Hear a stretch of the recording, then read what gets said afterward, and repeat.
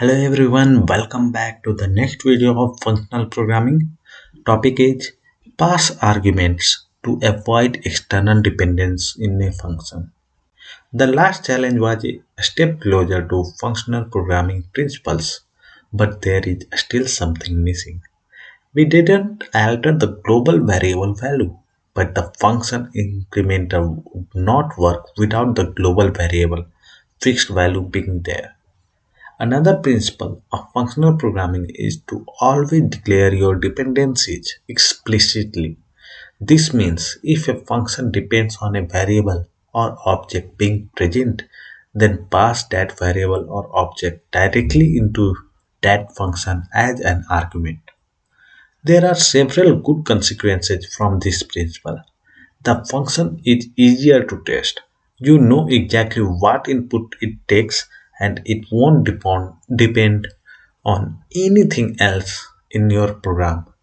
This can give you more confidence when you alter, remove, or add new code. You know what you can or cannot change, and you can see where the potential traps are. Finally, the function would always produce the same output for the same set of inputs, no matter what part of the code executes it. So, the task for this challenge, let's update the incrementer function to clear its dependencies. Write incrementer function so it takes an argument and then returns a result after increasing the value by 1.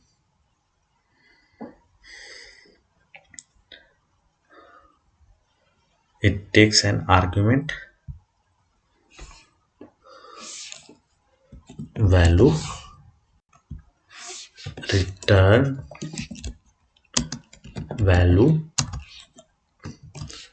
plus 1. Let's run the test and download my solution. And thanks everyone for watching. See you in the next video. Till then, bye bye.